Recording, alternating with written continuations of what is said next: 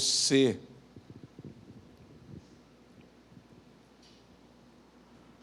a vir comigo, abrindo a sua Bíblia, no livro de Provérbios, no capítulo de número 23. Deixe aberta aí a sua Bíblia, no livro de Provérbios, capítulo de número 23. Antes, porém, nós vamos orar, e vamos orar especialmente pelo pai do pastor Gil e do diácono Paulo Sérgio. O pai e a mãe do pastor Gil e do diácono Paulo Sérgio enfermaram, foram levados ao hospital e tiveram que ser colocados devido à idade. Ambos têm mais de 90 anos e eles tiveram que ir até mesmo à UTI. O pai do pastor Gil está com uma dengue grave, ele corre risco de vida. Então, nós como igreja devemos orar, clamar, né, por esta vida. A mãe do pastor Gil, além da dengue, deu entrada com pneumonia. Ela já está melhor, mas ele deu entrada com dengue e o quadro dele se agravou e demanda muitos, mas muitos cuidados. Realmente é um caso em que pode haver uma fatalidade. Por isso nós devemos orar, nós devemos clamar. Senhor nosso Deus, nós clamamos pelo seu Gil, pela dona Nilza, nós pedimos, ó Pai, a intervenção de Deus para que eles possam, Senhor, se recuperar e terem a sua saúde restaurada. Acrescenta-lhes tempo e tempo de vida, com qualidade de vida. Abençoa-os, ó Pai, é o que nós te pedimos, intercedemos por eles, no nome de Jesus Cristo. Amém. Agora sim, amado e querido Deus, ajuda-nos a transmitirmos a Tua palavra segundo a Tua vontade. Abençoa-nos, ó Pai, para que o Espírito de revelação, que seja o Espírito de Cristo, nos revele e nos conduza a toda a verdade, para que possamos viver de tal maneira que experimentemos a boa, a agradável e perfeita vontade de Deus para as nossas vidas. No nome de Jesus Cristo. Amém e amém. Eu gostaria, nesta noite, de falar de um tema muito especial e de um tema tão atual, em que há tantas pessoas vivendo problemas emocionais, problemas mentais, vivendo batalhas neste campo que se chama a mente. O grande pregador norte-americano T.D. Jakes, falando sobre as lutas de pensamentos, se referiu à batalha na mente. Martyn Lloyd-Jones, o chamado Spurgeon do século XX, esse pregador inglês e escritor, escreveu um livro sobre depressão espiritual, no qual ele aborda temas como este, sobre a luta que há na mente do cristão. Conhecemos o famoso livro de Malcolm Smith, Esgotamento Espiritual, que fala não apenas sobre as lutas da nossa mente, mas o nosso próprio espírito, como também necessitamos, por isso, nos renovar, que senão nos esgotaremos. Como há esgotamento físico, existe um esgotamento também espiritual. Escritora e pregadora americana Joyce Meyer escreveu um best-seller, O Campo da Batalha da Mente. Tanto o livro Depressão Espiritual, quanto o livro Esgotamento Espiritual e o livro O Campo da Batalha da Mente, são livros que vale a pena você adquirir e você ter. Sabe, hoje a grande produção literária e a grande disponibilidade a nós. O problema é que a vida é muito curta. E você deve escolher e ler os melhores livros, para não desperdiçar o seu tempo, nenhuma crítica a ninguém, mas não desperdiçar o seu tempo com uma leitura que não lhe seja proveitosa. Por isso, permita-me indicar estes livros. Eu até anotei aqui para não cometer nenhuma gafe quanto aos livros. Pode ter confiança que esses livros abençoarão extremamente a sua vida. Por isso, eu quero falar hoje sobre esta guerra, esta batalha que existe nas nossas vidas. A Bíblia diz que nós devemos ter uma vida de edificação, e Jesus comparou essa edificação das nossas vidas à edificação de uma casa, que se edifica sobre a rocha e que deve ser bem construída.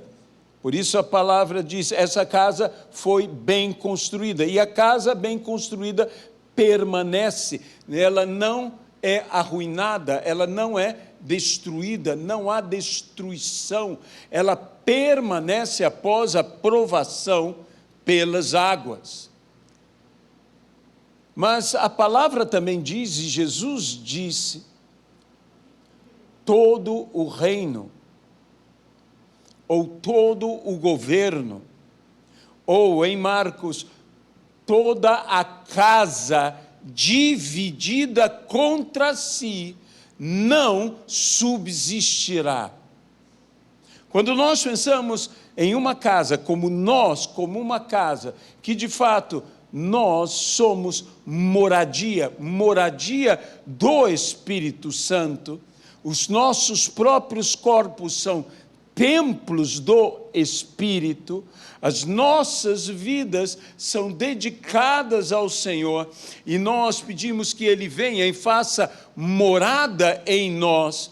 Quando nós nos vemos como essa casa, devemos também entender que não podemos ser uma casa dividida contra si mesmo, ou seja, nós não podemos nos dividir contra nós próprios. Quando eu sou o meu maior problema, quando eu me divido contra mim mesmo, quando há uma batalha na minha mente. Veja, há pessoas que não têm descanso, que mesmo que elas venham a dormir, venham a repousar, venham buscar a relaxar, de alguma maneira se descontrair, se distrair, mas elas não conseguem descansar. Há pessoas que estão constantemente exaustas. E por que elas estão exaustas? Porque elas têm uma batalha dentro delas. Elas mesmas estão lutando dentro delas. Essa batalha nesse campo de guerra que é a mente. Como disse o Dr. Martin Lloyd Jones, a vitória sempre foi uma questão na mente.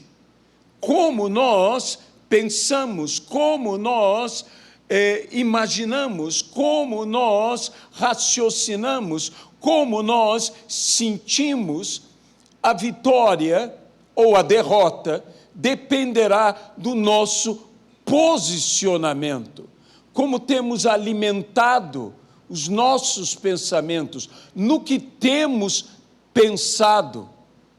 Eu sei que esse é um tema, por vezes, complexo. Eu não sou um psicólogo, eu não sou um psiquiatra, eu não sou um pedagogo, eu sou um ministro de Deus, um pregador do Evangelho. E o que eu posso fazer e contribuir é entregar a palavra. A palavra que eu creio que é cura para as nossas almas. E na palavra nós alcançarmos a solução que precisamos, que necessitamos. A Bíblia diz que uma casa dividida contra si, ela será arruinada, ela será destruída. Muitas vezes a causa da nossa destruição é a divisão de nós próprios contra nós mesmos. E nós temos que pôr fim a esta luta. Muitas dessas coisas buscam roubar a nossa paz. A ansiedade é conhecida em nossos dias como uma enfermidade intitulada o mal do século.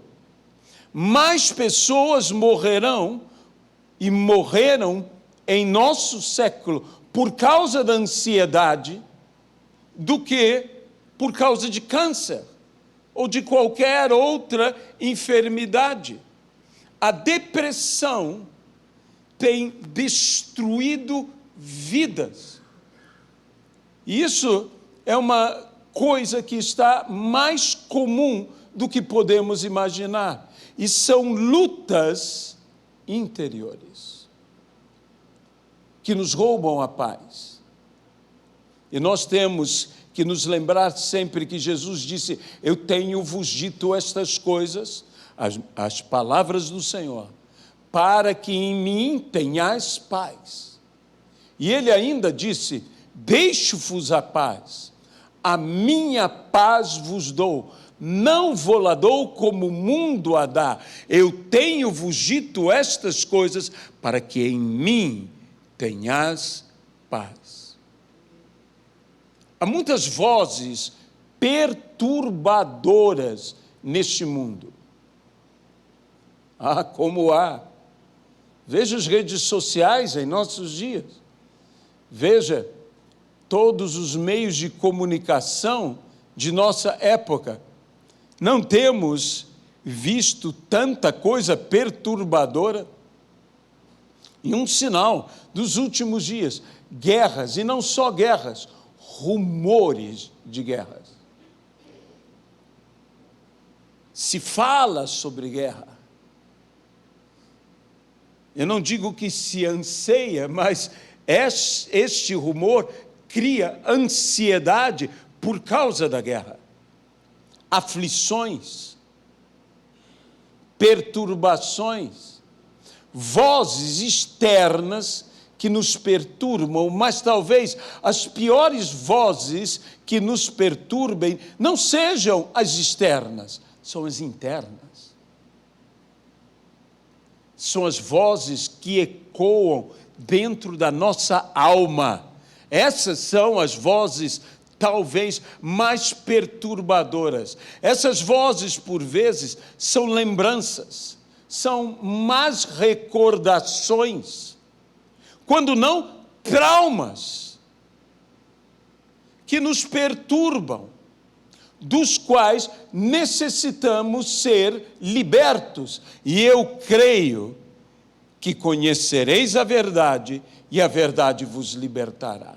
Eu creio numa verdade que liberta, a verdade do Evangelho, porque a Bíblia diz, eu não me envergonho do Evangelho, porque ele é poder de Deus para a salvação de todo aquele que nele crê. Há um poder salvador, libertador, sanador no Evangelho do nosso Senhor e Salvador Jesus Cristo, que a Bíblia nos diz claramente que é o Evangelho da paz. O Evangelho do reino, o Evangelho da paz. Mas outras situações não são memórias. Elas, de fato, nem mesmo existem. São criações de nossa própria mente, de nossas inseguranças, de nossas instabilidades, de nossas ansiedades, de nossas angústias, de aflições distintas que nos afetam, que uma coisa que sempre me chamou a atenção, a Bíblia falando sobre o rico e dizendo que o rico não dorme. E por que não dorme? Por medo de perder sua riqueza, por medo de se tornar pobre, mas é rico. E ele tem uma insegurança. Às vezes, quando a bênção chega, quando Deus nos abençoa, quando Deus nos entrega, estranhamente há algo que eu digo que é colocado, que é insuflado em nós, pelo próprio inimigo, pelo próprio adversário, que no meio da bênção tememos perder a bênção. Nos cria uma espécie de inquietude. Então, como diz a Bíblia, os inimigos do homem serão os da sua própria casa. E nos tornando casa, vendo a cada um como casa, uma casa que não tem que estar dividida contra si. Os meus inimigos são da minha própria casa, e não estou falando de minha parentela, não estou falando de meus parentes, estou falando de mim mesmo, quando eu me torno o meu próprio inimigo, quando eu trago palavras à minha vida, e começo a dizer, isso não vai acabar bem, isso não vai ser assim tão bom, nós vamos nos perder. A Bíblia diz que vão de casa em casa e vão desvirtuando as casas. Essas palavras é uma guerra de palavras, é uma guerra de pensamentos que nós temos dentro de nós, e vai de casa em casa, desvirtuando toda a casa, levando as casas à ruína. E o que disse Paulo ao seu filho na fé, Tito, ele disse sobre uma questão que estava acontecendo na igreja, e disse, é necessário fazê-los calar, e de igual maneira, em nós, é necessário fazer calar essas coisas, silenciar, emudecer essas vozes, quando eu mesmo falo contra mim mesmo.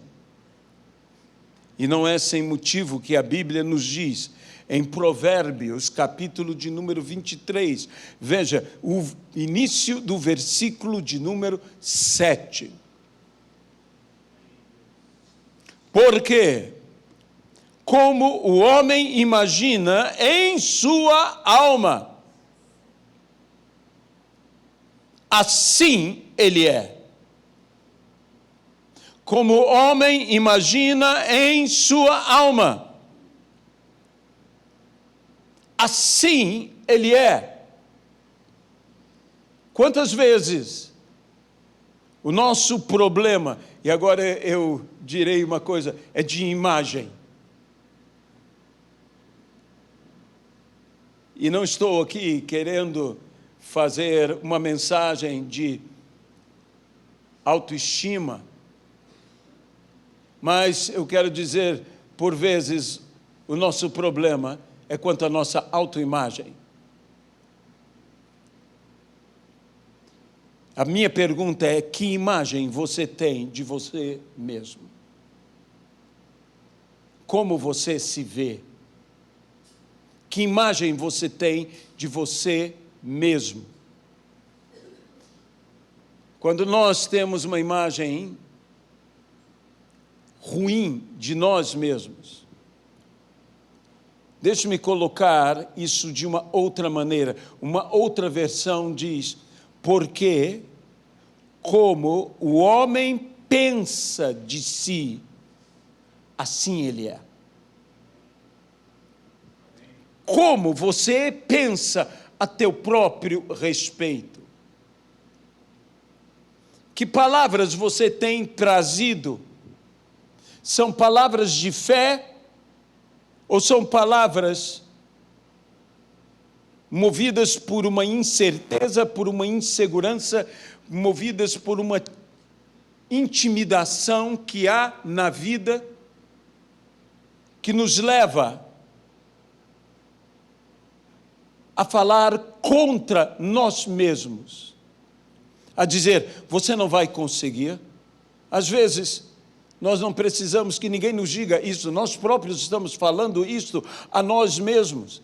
Nós próprios estamos dizendo: eu não vou conseguir, isso não vai durar para sempre, a minha felicidade não vai continuar. A Bíblia diz, e diz algo tão interessante, diz: abençoado serás.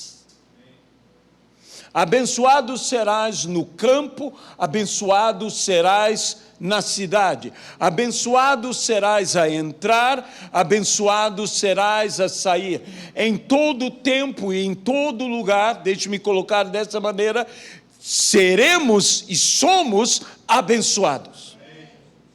Somos abençoados apesar das circunstâncias, somos abençoados apesar das realidades, somos abençoados apesar da nossa capacidade, somos agraciados por Deus, somos abençoados. Abençoe-nos, Deus, é o que a Bíblia diz. Eu não devo estar dizendo a mim mesmo: eu não posso, eu não consigo, eu não alcanço, eu jamais manterei, eu não conseguirei. Eu tenho que estar dizendo: Deus é comigo, Deus é por mim, eu tudo posso naquele que me fortalece, eu posso suportar todas as coisas, eu posso fazer qualquer coisa, porque eu tenho fé, eu não duvido, eu sei em quem tenho crido, eu sei em quem tenho colocado o depósito da minha fé, que Ele é fiel, que Ele é justo. Nesse Deus que é bom e em todo tempo Ele é bom. Eu preciso estar falando com o meu próprio ser, com a minha própria vida. Eu tenho que dizer a mim mesmo: cala-te. Não repitas mais tais coisas. Cala-te. Quando diz você perderá, você não conseguirá, você não manterá, você falhará, você se arruinará, e palavras como estas. Veja bem, eu não estou dizendo aqui do poder de uma autossugestão, eu estou falando aqui sobre uma questão de fé. Fé, que não apenas não é uma fé em si mesmo, é uma fé no Senhor. Como disse o salmista: eu creio. É uma questão de fé. Que eu verei a bondade do Senhor na terra dos viventes. Eu creio. Quais palavras que você tem trazido para esse campo de batalha? Como você terá a vitória? Depende de quais palavras você alimenta, depende de quais palavras você está ouvindo e de quais palavras você está dando atenção, quais palavras você está crendo. Fé não é uma questão apenas de crer, fé, por vezes, é uma questão também de descrer de certas coisas. Abraão, e descrer de certas coisas, não é negar a realidade, é crer acima da realidade. Abraão, embora levasse em conta o amortecimento do seu próprio corpo, creu que Deus era fiel para cumprir as suas promessas. Ele não se iludia, ele sabia que tinha uma limitação real, verdadeira, mas diz, de alguma maneira, Deus cumprirá a sua promessa. Sabe, nem sempre aquilo que nós temos como expectativa se cumprirá. Por vezes as nossas expectativas podem ser até frustradas. Mas deixe-me dizer uma coisa, a expectativa pode frustrar, mas fé jamais se frustra. Abraão podia ter uma expectativa, e eu acho que naqueles 25 anos que antecederam o nascimento de Isaac, ele teve muitas expectativas de Isaac nascer e não nasceu. Mas a sua fé nunca foi frustrada. As expectativas foram frustradas, mas a sua fé nunca foi frustrada. Muitas vezes Deus nos faz promessa e nós imaginamos como essas promessas se cumprirão, e essas promessas não se cumprem exatamente como nós imaginamos.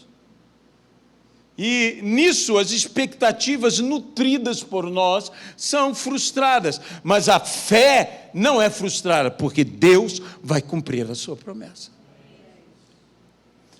Vai cumprir fora ou acima ou apesar das nossas expectativas. E esse é o confronto que muitas vezes existe em nós, porque existe uma batalha dentro de nós, uma batalha que eu volto a dizer que é uma batalha dentro da nossa própria mente. Muitas vezes causadas pelos nossos medos, pelas nossas inseguranças, pelos nossos temores de forma geral. E essas palavras vêm. Você sabe, você já percebeu que permanecer pensando no que é bom é muito mais difícil do que permanecer pensando no que é ruim? A facilidade que nós temos de pensar no que é ruim, a facilidade que nós temos de pensar naquilo que nos aflige. A palavra do Senhor, ela nos fala, e há um texto bíblico de Provérbios, capítulo 16, e versículo 3, que diz assim: confia ao Senhor as tuas obras, e serão, há uma versão que diz assim, e serão estabelecidos os seus desígnios. E outra versão diz, e serão estabelecidos os seus pensamentos. Se queremos que os nossos pensamentos sejam ordenados e ordenados por Deus, nós temos que confiar no Senhor as nossas obras. Nós temos que nos entregar plenamente no Senhor. Emprega o teu caminho ao Senhor, confia nele e o mais ele fará. Muitas vezes é que nós não temos entregado perfeitamente o que deveríamos entregar ao Senhor. Por isso nós necessitamos de uma mente sã, de uma mente que seja restaurada, que seja renovada. A Bíblia mesmo diz que Deus nos deu a mente de Cristo.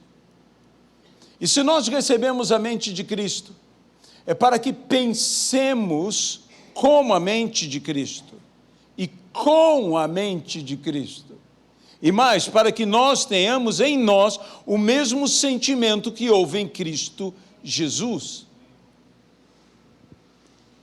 E para que nós tenhamos essa mente que não se entrega, não se conforma com o mundo.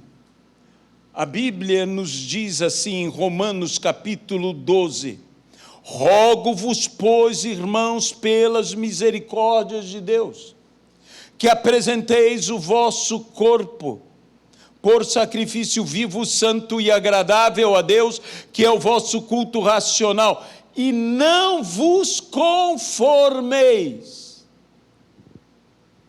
com o mundo ou com este século, mas transformai-vos pela renovação da vossa mente, para que experimentais qual seja a boa, agradável e perfeita vontade de Deus. Experimentar a vontade de Deus também é uma questão de uma boa disposição mental, do nosso culto racional, de nós não nos conformarmos, de não assumirmos a forma, de não estarmos influenciados por este mundo. É uma questão mental, é o que está influenciando a nossa mente, é o que está alimentando a nossa mente, e que nós devemos, então, sujeitar tudo isso ao quê? Ao nosso culto racional a Deus, não nos conformando com esse século, não nos conformando com o presente tempo, com a realidade e a imposição, porque nós temos uma ditadura mental em nossa sociedade.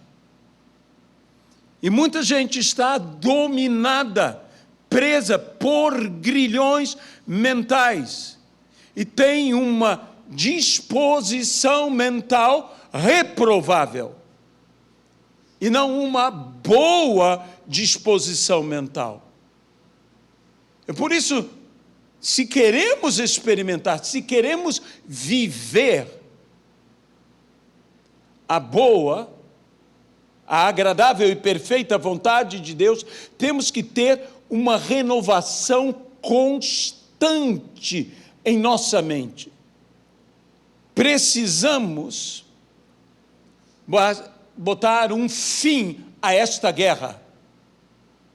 Meus irmãos, muitas das coisas que nós estamos fazendo é porque nós realmente cremos que não podemos fazer. Mas no momento em que nós dissermos, não, eu creio que eu posso fazer por Ele que me fortalece, nós faremos. Eu volto a dizer, isso não é uma maneira de você estar numa autoajuda, ou numa maneira de você estar se autoestimulando com palavras. Eu não sou um coach, eu não estou aqui para fazer isto. Existem pessoas que fazem isso e fazem muito bem. Eu não estou julgando se é bom ou se é ruim. Não, eu não quero. Para mim, a solução passa por um lugar só: fé. Porque por mais que você diga a você mesmo, eu posso, mas você não tem fé, você não tem o elemento sobrenatural para fazer o que de fato você não pode. Porque a fé traz à existência o que não existe. E você precisa deste elemento, porque há coisas na nossa vida que de fato não há na nossa vida, mas passarão a existir na nossa vida por meio da fé. Eu não posso, sim, mas eu posso nele, através dele. Isso não é uma autossugestão, pelo amor de Deus. Não é o poder de coisas positivas que atraem coisas positivas. Não é esse o caminho. Mas, em primeiro lugar, é vencer as palavras negativas que eu mesmo levanto dentro de mim, fora que outros falam. Quero me fazer surdo a tudo isto. Como disse, fé não é apenas crer, por vezes é não crer. Quando o apóstolo Paulo foi picado por aquela serpente, ele tinha uma promessa de Deus, que ele iria a Roma. Agora, naquela ilha, ele foi picado por uma serpente, ele tem um fato. Ou ele vai crer no fato, ou ele vai crer na promessa. E ele creu tanto na promessa, que descreu do fato, e o fato que era real se tornou mentiroso, porque não foi eficiente, não pôde impedir a Paulo. É isso que eu estou dizendo, que as promessas de Deus são maiores do que a realidade que nos impede. A promessa de Deus é maior porque Deus opera, Ele fará. Não estou dizendo nós, mas nós temos que parar de dizer, eu não vou conseguir, Deus não quer, Deus abençoou a todos, não vai abençoar a mim, eu não mereço. Essa é uma das palavras que nós mais falamos a nós mesmos, eu não mereço, ninguém merece. É graça. Graça não é por mérito. Nós não estamos aqui porque merecemos, nós estamos aqui porque Jesus fez por merecer. É pela graça. A Ele seja a glória. A Bíblia então diz, Paulo mesmo falou, eu aprendi. Há coisas que nós temos que aprender, há coisas que nós temos que nos autoeducar. Eu aprendi a estar contente em toda e qualquer situação. Sei ser honrado e ser humilhado. Sei estar contente em toda e qualquer situação. Isso é um aprendizado. Contentamento é um aprendizado. Aprendamos a estar contentes, apesar das situações, na abundância ou na escassez. Aprendamos a estar contentes. Volto a dizer, eu sei em quem tenho crido. Ele é fiel, Ele é justo. Ele nos abençoará. Ele cumprirá as suas promessas. Às vezes estamos com uma mente tão terrena, pensando só no terreno. E a Bíblia nos diz em Colossenses, pensai nas coisas lá do alto. Temos que pensar nas coisas lá do alto. Sabe? O que faz a grande diferença no ministério não é a capacidade do ministro, não é a capacidade de uma pessoa, não é a multidão que o segue, ou a obra que ele faz. O que faz a grande diferença no ministério é uma coisa que pouco se prega hoje na igreja, é caráter. Caráter. Porque você não vai apresentar diante de Deus a sua obra, você não vai apresentar diante de Deus as suas realizações, você não vai apresentar diante de Deus a grande pessoa que você foi, você vai apresentar de Deus a pessoa que você é. Deus vai julgar o teu caráter, vai julgar a tua pessoa, vai julgar quem você é. É isso que vamos levar diante de Deus. Diz que desse mundo nada se leva, mas uma coisa que eu creio que você leva desse mundo e vai apresentar a Deus é o seu caráter. Estes são aqueles que venceram por causa do sangue do Cordeiro e do testemunho que obtiveram. É caráter. É caráter. E eu tenho que ter um caráter que confie em Deus sem vacilar. Confio no Senhor sem vacilar. O que Ele prometeu, Ele fará. O que Ele disse, Ele fará. Ele não é homem para mentir, Ele não é filho de homem para se enganar. Ele prometeu, Ele vai fazer, Ele falou, Ele vai cumprir. Pode ter certeza disto. Apesar de nós, Ele fará a nós, Ele fará conosco, Ele fará por nós, e apesar de nós, Ele fará. Ele realizará. Mas como eu vou vencer esta luta? Nesse campo de batalha que é a mente. Isso talvez fosse uma palavra para uma série de mensagens, mas eu quero falar de forma resumida o que já falei de forma muito ampla, e eu gostaria que você então viesse comigo. Isso você tem que abrir a sua Bíblia, em Filipenses. Creio que a maior parte já estava pensando nesse texto. Filipenses, capítulo de número 4, e o famoso versículo, o versículo de número 8, que a Sociedade Bíblica Brasileira deu a este trecho, o versículo 8 e o versículo 9, o título de o que, né? O em que pensar. O em que pensar.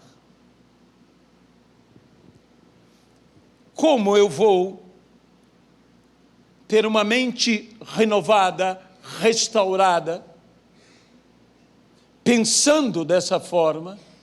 E pensar da maneira certa é pensar nas coisas certas. Quando você pensa em coisas erradas, você pensa da forma errada. Porque você pensa segundo o que você alimenta o teu pensamento. Alimente o teu pensamento. Deixe-me usar essa terminologia do que é saudável para o seu pensamento. E você pensará da forma certa. Finalmente, irmãos, tudo que é verdadeiro, tudo que é respeitável, tudo que é justo, tudo que é puro, tudo que é amável, tudo que é de boa fama, se alguma virtude há e se algum louvor existe, seja isto o que ocupe o vosso pensamento. Seja isto que a sua mente esteja trabalhando. Seja isto que a tua mente esteja pensando. Seja isto que a tua mente esteja ocupada em pensar. Ocupe a tua mente. Essa ideia de ocupação aqui é uma ideia de não haver um espaço sequer sobrando. Tenha a tua mente tão ocupada com isso que ela não tenha, por exemplo, tempo de pensar no que não deve pensar. Tenha a tua mente tão ocupada com isso que ela não tenha espaço para dar lugar a ideias e pensamentos que ela não deve ter. Ocupe, mas ocupe plenamente. Não ocupe por um momento, ocupe em todo o tempo. A sua mente com o que é verdadeiro. Se é mentiroso, não ocupe. Cuidado com as fake news. Cuidado com fofocas. Cuidado com coisas como esta. Cuidado com o que você está ouvindo. Tudo que é respeitável, é nisso que você deve pensar. Tudo o que é justo, é nisso que você deve pensar. Tudo que é puro, é isto que nós devemos pensar. É amável. Nós devemos pensar em coisas amáveis. Tudo o que é de boa fama. Ou seja, se alguma virtude há e se algum louvor existe, seja isto que ocupe o vosso pensamento. Tudo o que é honrado, tudo o que é digno, tudo o que é bom, seja isto que ocupe o nosso pensamento. Então, coisas desonradas não ocuparão o nosso pensamento, porque não há espaço. Não há espaço. Sabe, realmente a nossa mente tem que estar ocupada com o que é bom, com o que é benigno, com o que é benéfico, de tal maneira, mas de tal maneira que quando essas coisas que não são boas vierem a nós, a nossa mente dirá: desculpe, eu estou muito ocupado. Eu não tenho tempo para esses pensamentos.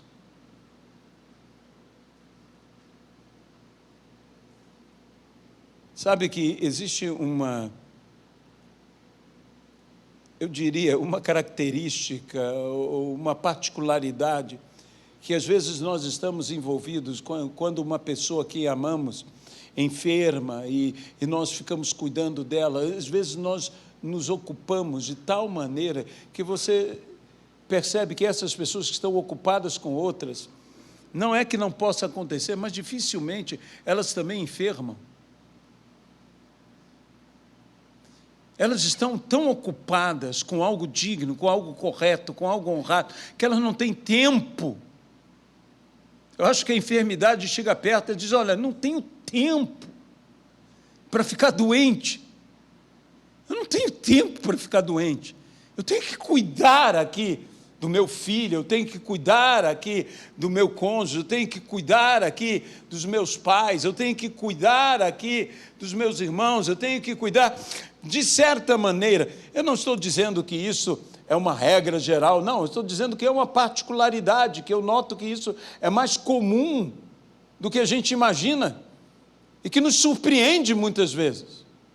Parece que há uma defesa, é como a mulher, quando a mulher está grávida, normalmente ela está numa plenitude de saúde, porque ela tem que se dedicar àquela vida que está dentro dela, e a mulher fica com um brilho diferente, eu não sei nem mesmo como explicar, mas você olha e diz assim: meu Deus, o que é com essa pessoa? Está diferente, ela simplesmente está grávida, e tudo no organismo dela, todo o organismo dela se levanta para proteger a ela e a vida que está dentro dela. É lógico que ela tem que se cuidar, é lógico que tudo isso faz parte, mas realmente há. E quando nós estamos vencendo, quando nós estamos entendendo que temos que vencer essa batalha, se quisermos realmente estabelecer o que temos que estabelecer, temos que vencer essa batalha mental dentro de nós, que muitas vezes tem um agir espiritual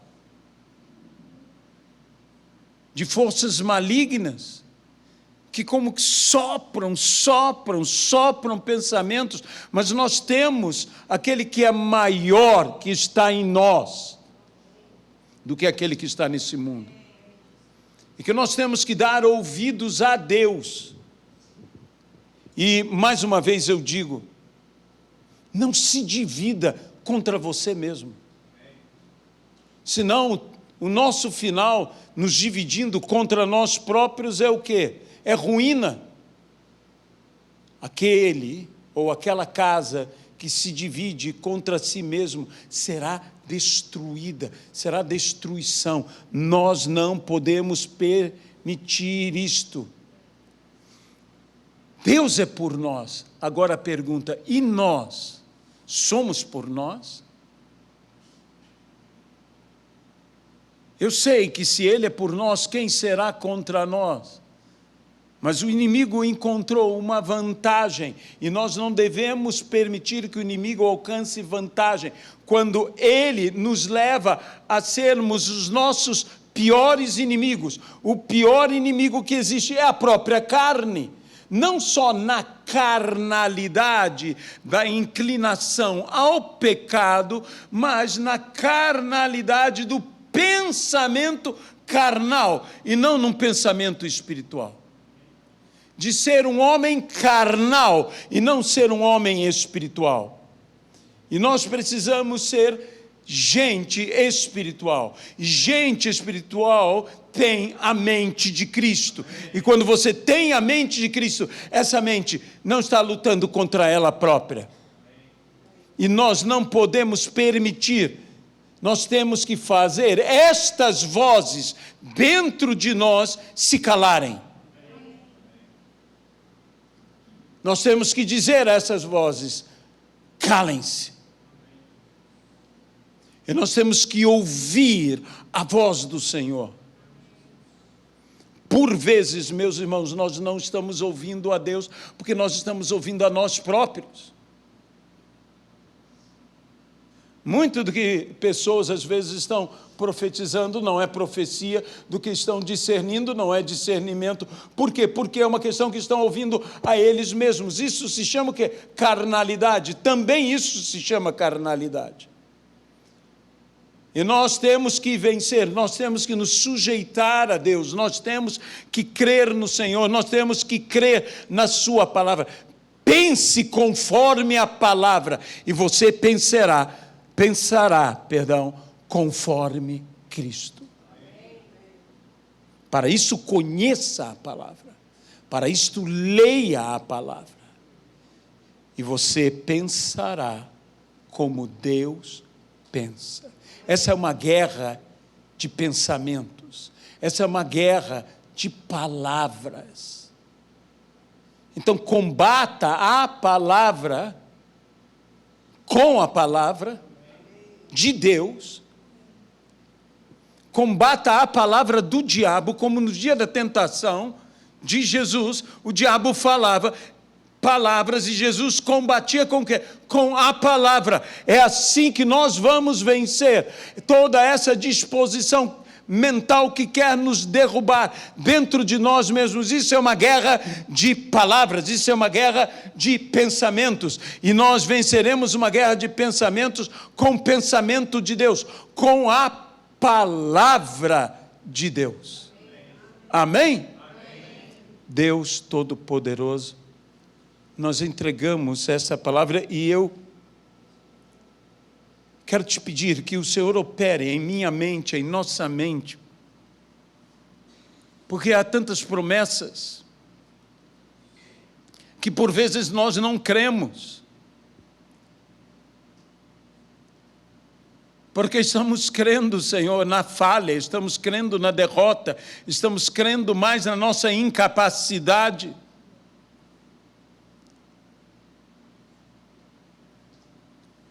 Nós te pedimos, Senhor, dá-nos fé, para que vençamos por meio da fé, para que tudo o que venhamos a fazer, o façamos por meio da fé. que nessa luta de pensamentos, que vençamos com os teus pensamentos, nessa luta de palavras, de vozes, que vençamos com a tua palavra, que vençamos com a tua voz. É o que nós te pedimos. E desde já, nós te agradecemos. No nome de Jesus, amém e amém, Pai. Oh, glória a Deus. Amém. Amém. Né? Tenha a vitória que vem do Senhor.